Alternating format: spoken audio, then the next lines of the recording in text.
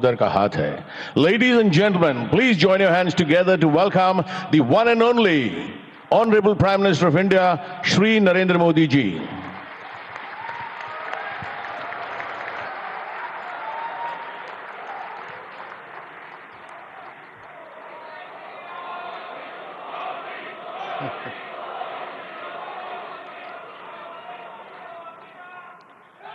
His Excellency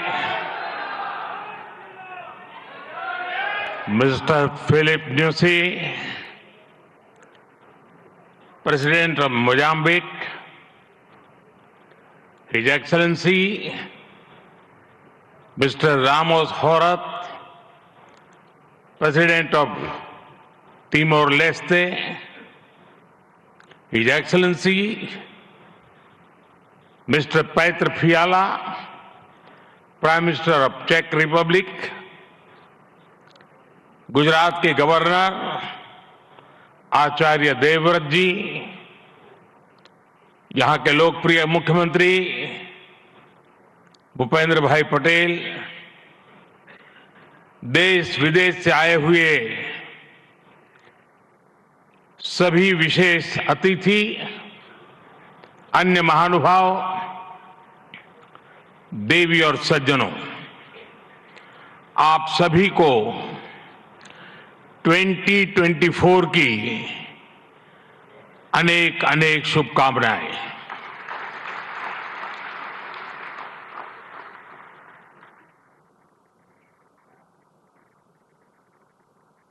निकट भूतकाल में भारत की आजादी के 75 साल पूरे हुए हैं और अब भारत अगले 25 वर्षों के लक्ष्य पर काम कर रहा है। जब भारत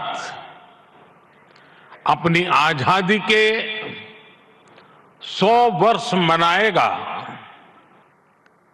तब तक हमने भारत को विकसित बनाने का लक्ष्य रखा है और इसलिए ये 25 साल का कार्यकाल भारत का अमृत काल है। ये नए सपने, नए संकल्प और नित्य नूतन सिद्धियों का कार्यकाल है। इस अमृत काल में ये पहली वाइब्रेंट गुजरात ग्लोबल समिट हो रही है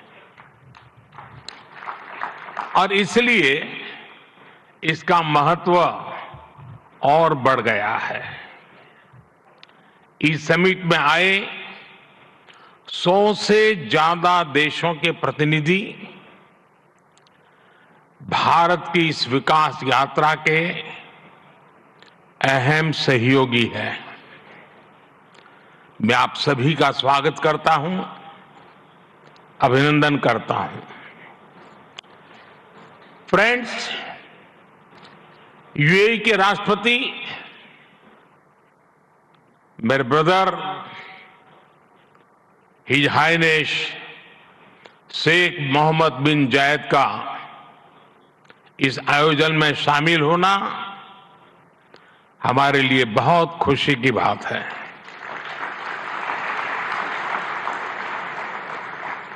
वाइब्रेंट गुजरात में इस समिट में उनका यहां चीफ गेस्ट के तौर पर उपस्थित होना भारत और यूएई के दिनों दिन मजबूत होते आत्मीय संबंधों का प्रतीक है।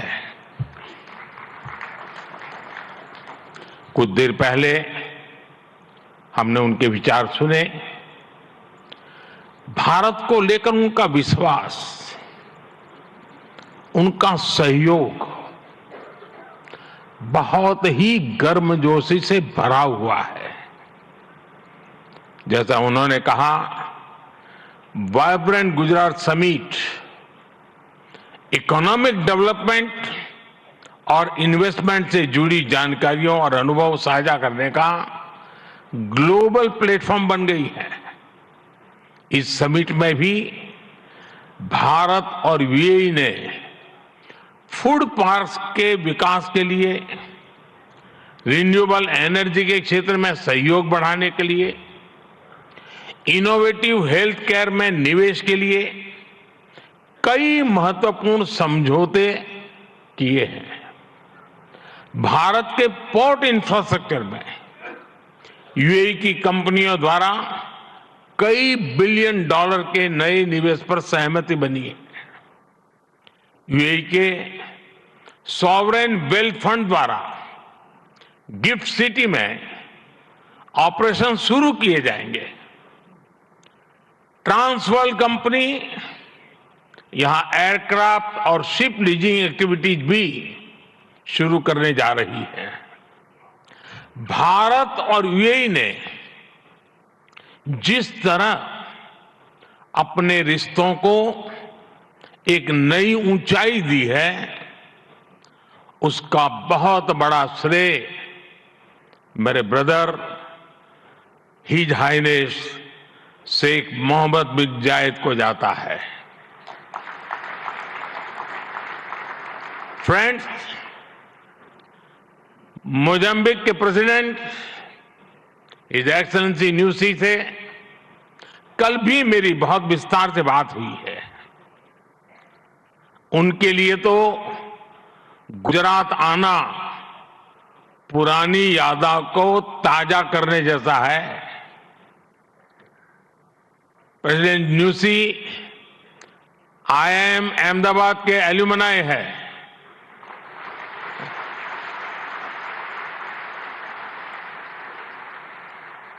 भारत के लिए गर्व की बात है कि हमारी G20 प्रेसिडेंसी में अफ्रीकन यूनियन को स्थायी सदस्यता मिली।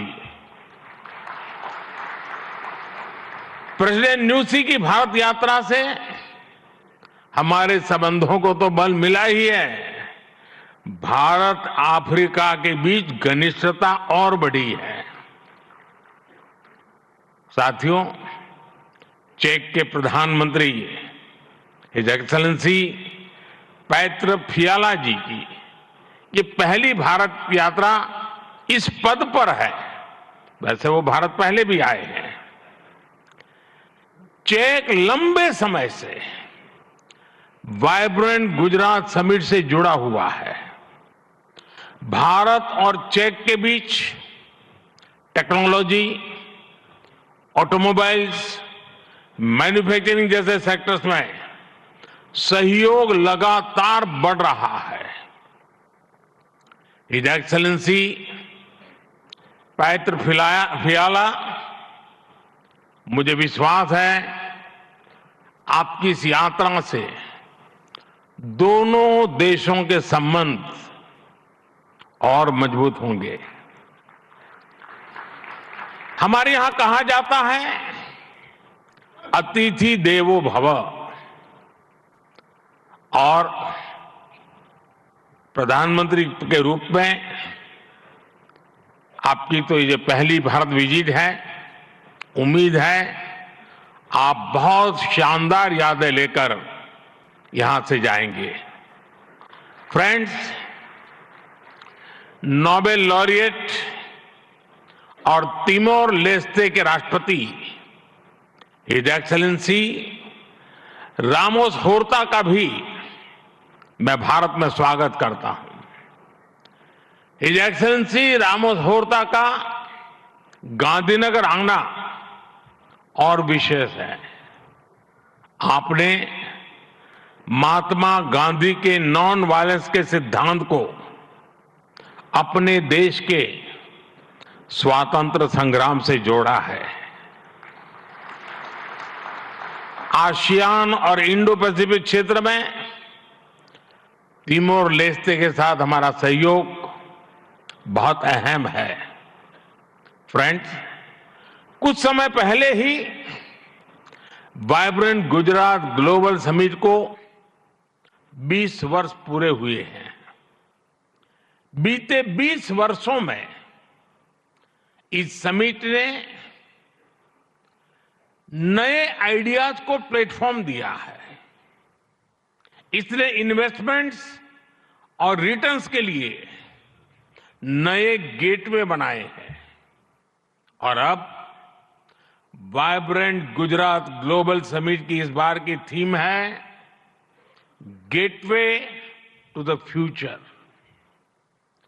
21वीं सदी की दुनिया का फ्यूचर हमारे साझे प्रयासों से ही उज्जवल बनेगा। भारत ने अपनी G20 प्रेसिडेंसी के दौरान भी ग्लोबल फ्यूचर के लिए एक रोडमैप दिया है। वाइब्रेंट गुजरात ग्लोबल समिट के इस एडिशन में भी इस विजन को और आगे बढ़ा रहे हैं।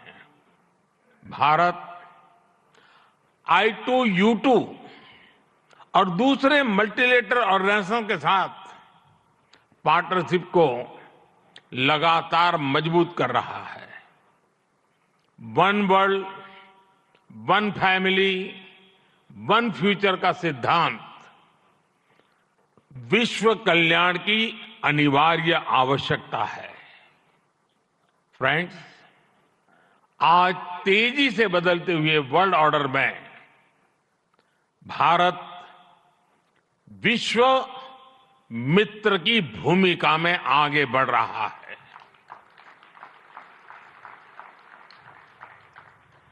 आज भारत ने विश्व को ये भरोसा दिया है कि हम साझा लक्ष्य तय कर सकते हैं, अपने लक्ष्य प्राप्त कर सकते हैं। विश्व कल्याण के लिए भारत की प्रतिबद्धता, भारत की निष्ठा, भारत के प्रयास और भारत का परिश्रम आज की दुनिया को ज्यादा सुरक्षित और समृद्ध बना रहा है। The world looks at India as an important pillar of stability, a friend who can be trusted, a partner who believes in people-centric development, a voice that believes in global good, a voice of the global South, an engine of growth in the global economy, a technology hub for finding solutions, a powerhouse of talented youth, and a democracy that delivers. Friends, Bharat के 1.4 billion लोगों की priorities और aspirations, human centric development पर उनकी आस्था, inclusivity और equality का हमारा commitment, विश्व समृद्धि और विश्व के विकास का बहुत बड़ा आधार है। आज भारत दुनिया की 5th लार्जेस्ट इकोनॉमी है। 10 साल पहले भारत 11th पर था। आज दुनिया की हर प्रमुख रेटिंग एजेंसी का अनुमान है कि भारत अगले कुछ वर्षों में दुनिया की टॉप 3 इकोनॉमी में जाएगा।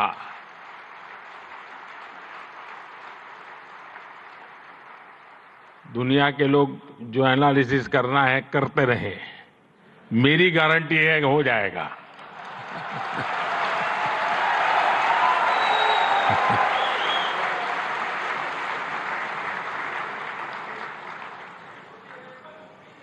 एक ऐसे समय में जब विश्व अनेक अनिश्चितताओं से घिरा हुआ है, तब भारत दुनिया में विश्व की एक नई किरण बनकर के उभरा है। भारत की प्राथमिकताएं बिल्कुल स्पष्ट है। आज भारत की प्राथमिकता है sustainable industry, infrastructure and manufacturing. आज भारत की प्राथमिकता है new age skills, futuristic technology, AI and innovation. आज भारत की प्राथमिकता है green hydrogen, renewable energy, semiconductors, इसका पूरा इकोसिस्टम। इसकी एक झलक हम vibrant Gujarat global trade show में भी देख सकते हैं। और मेरा तो आग्रह है कि ट्रेड शो जरूर देखें। गुजरात के भी स्कूल कॉलेज के विद्यार्थी जरूर जाएं। कल दिन में मैंने हिज एक्सेलेंसी न्यूसी और हिज एक्सेलेंसी रामोस होर्ता जी के साथ इस ट्रेड शो में काफी समय गुजारा है। इस ट्रेड शो में कंपनियों ने world class state of the art technology से बने प्रोडक्ट्स का निदर्शन किया है। E mobility, startups, blue economy, green energy और स्मार्ट इंफ्रास्ट्रक्चर जैसे ट्रेड शो में एक प्रकार से छाए हुए हैं। ये जितने भी सेक्टर्स हैं, इनमें इन्वेस्टमेंट के लिए आपके पास लगातार नए अवसर बन रहे हैं। साथियों, आप सभी वैश्विक परिस्थितियों से भली भांति परिचित है। ऐसे में आज अगर भारत की इकोनॉमी में इतना रेजिलियंस दिख रहा है, अगर आज भारत की ग्रोथ में इतना मोमेंटम दिख रहा है, तो इसके पीछे बड़ी वजह है बीते 10 वर्षों में स्ट्रक्चरल रिफॉर्म्स पर हमारा फोकस। इन रिफॉर्म्स ने भारत की इकोनॉमी की कैपेसिटी, कैपेबिलिटी एंड कॉम्पिटिटिवनेस बढ़ाने का बहुत बड़ा काम किया है। रिकैपिटलाइजेशन और आईबीसी से हमने भारत के बैंकिंग सिस्टम को दुनिया के सबसे मजबूत बैंकिंग सिस्टम में से एक बना दिया है। ईज ऑफ डूइंग बिजनेस पर जोर देते हुए हमने 40,000 से ज्यादा कंपनीज को समाप्त कर दिया है, कंप्लायंसेस को समाप्त कर दिया है। जीएसटी ने भारत में टैक्स के अनावश्यक जाल को खत्म किया है। भारत में हमने ग्लोबल सप्लाई चेन के डाइवर्सिफिकेशन के लिए बेहतर माहौल बनाया है। हाल में ही हमने 3 FTA साइन किए ताकि ग्लोबल बिजनेस के लिए भारत और अट्रैक्टिव डेस्टिनेशन बन सके। इनमें से एक FTA तो यूएई के साथ ही हुआ है। हमने अनेक सेक्टर्स को ऑटोमेटिक रूट से FDI के लिए ओपन किया है। आज भारत इंफ्रास्ट्रक्चर पर रिकॉर्ड इन्वेस्ट कर रहा है। पिछले 10 वर्ष में भारत का कैपेक्स 5 गुना अधिक हो चुका है। फ्रेंड्स, भारत आज ग्रीन एनर्जी और अल्टरनेटिव एनर्जी सोर्स को लेकर भी अभूतपूर्व गति से काम कर रहा है। भारत की रिन्यूएबल एनर्जी कैपेसिटी 3 गुना बढ़ी है और सोलर एनर्जी कैपेसिटी में 20 गुना वृद्धि हुई है। डिजिटल इंडिया मिशन ने भारत में लाइफ और बिजनेस दोनों को ट्रांसफॉर्म कर दिया है। 10 वर्षों में सस्ते फोन और सस्ते डेटा से डिजिटल इंक्लूजन की नई क्रांति आई है। हर गांव तक ऑप्टिकल फाइबर पहुंचाने का अभियान, 5G का तेजी से विस्तार आम भारतीयों का जीवन बदल रहा है। आज हम दुनिया में तीसरे बड़े स्टार्टअप इकोसिस्टम है। 10 वर्ष पहले तक भारत में कुछ 100 स्टार्टअप थे। आज भारत में 1,15,000 रजिस्टर्ड स्टार्टअप्स है। भारत के ओवरऑल एक्सपोर्ट में भी रिकॉर्ड बढ़ोतरी हुई है। फ्रेंड्स, भारत में जो ये बदलाव आ रहा है वो भारत के नागरिकों की ईज ऑफ लिविंग भी बढ़ा रहा है, उन्हें एम्पावर कर रहा है। हमारी सरकार के 5 वर्षों में 13.5 करोड़ से ज्यादा लोग गरीबी से बाहर निकले हैं। भारत में मिडिल क्लास की एवरेज इनकम लगातार बढ़ रही है। भारत में फीमेल वर्कफोर्स के पार्टिसिपेशन में भी रिकॉर्ड वृद्धि हुई है। भारत के भविष्य के लिए ये बहुत अच्छी संकेत है और इसलिए मैं आप सभी का आह्वान करूंगा कि भारत की इस विकास यात्रा से जुड़िए, हमारे साथ चलिए। साथियों, लॉजिस्टिक्स को लेकर ईज ऑफ ट्रांसपोर्टेशन के लिए भी भारत में आधुनिक पॉलिसीज पर काम हो रहा है।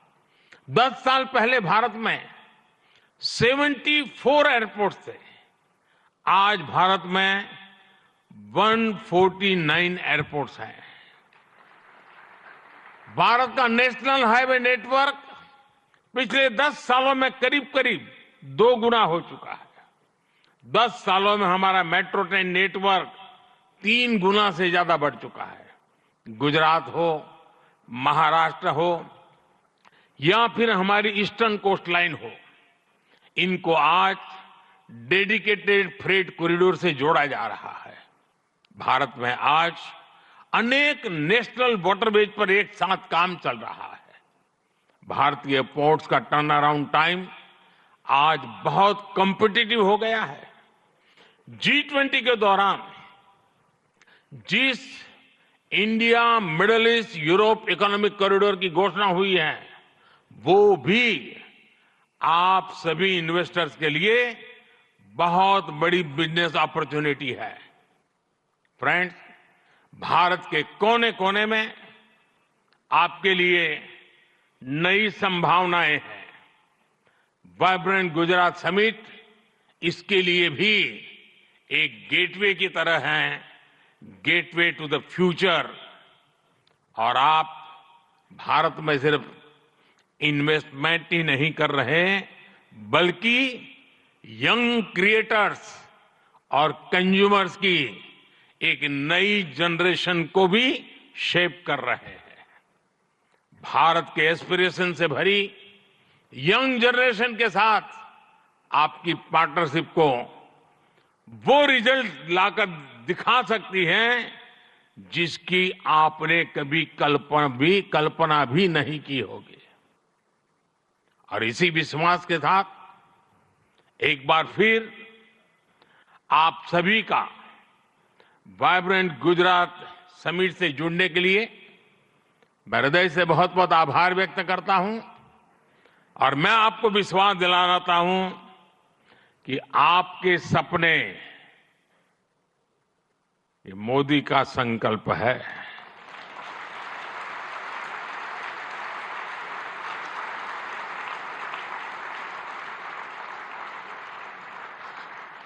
आपके सपने जितने बड़े होंगे, मेरा संकल्प भी उतना ही बड़ा होगा। आइए, सपने देखने के अवसर अनेक हैं, संकल्प पूरा करने का सामर्थ्य भी मौजूद है। बहुत बहुत धन्यवाद। माननीय प्रधानमंत्री महोदय, आपके प्रेरणादायक उद्बोधन और गुजरात की विकास कहानी में सक्रिय रूप से भाग लेने के लिए, सभी को प्रोत्साहित करने के लिए एवं आपकी प्रेरक उपस्थिति के लिए हम भी आपका बहुत बहुत धन्यवाद करते हैं। We extend our heartfelt appreciation for the same. एक बार फिर